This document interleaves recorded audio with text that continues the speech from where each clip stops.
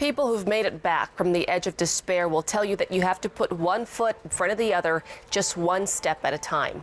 One Seattle man knows that better than most. KOMO 4's Eric Johnson introduces us to the shoe guy.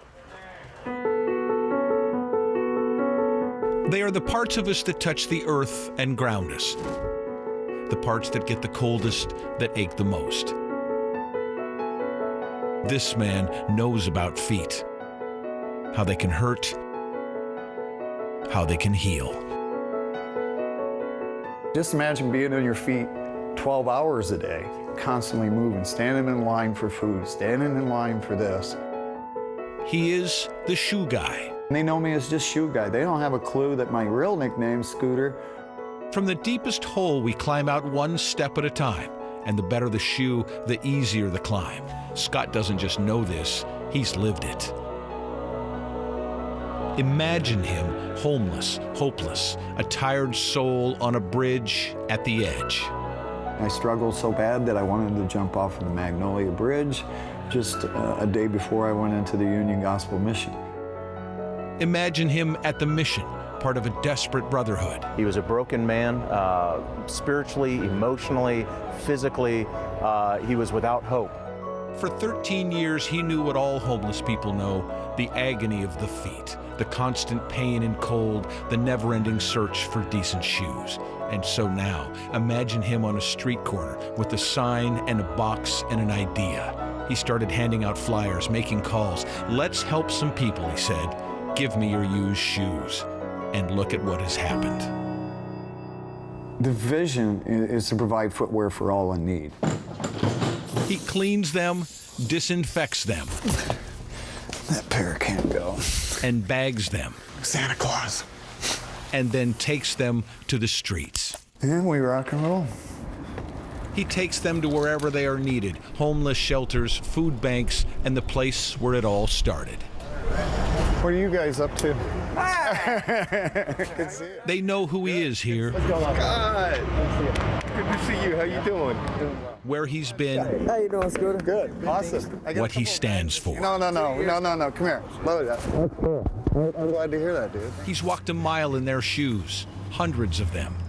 It's like a gift from God. He'll come up to you and he'll bless you with a pair of shoes. They are taken to a storeroom. Somebody stole my shoe while I was sleeping. And ultimately, they end up here. Thank you, man. That fit perfect, man. I didn't know my feet were that big. On the feet of men and women who've been walking in a place where we don't even like to let our minds wander.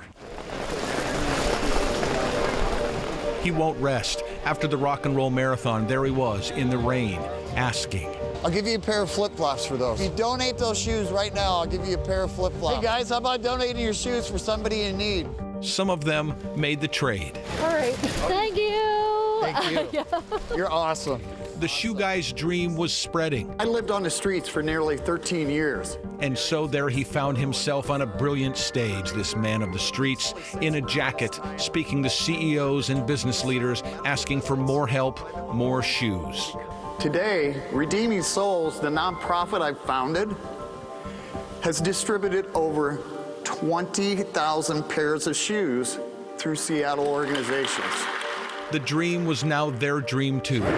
It's all so he can do this. If you have a seat, we'll get you a pair here. Yeah. I always took. I was taken from services that were given to me, and yet I wasn't able to give back. And today, I can give back. Maybe you wonder, who is this man? Maybe you'd like to know his name. There is a word for the bottom of the shoe, the toughest part. It's the same word for the essence of the human spirit. The word is soul.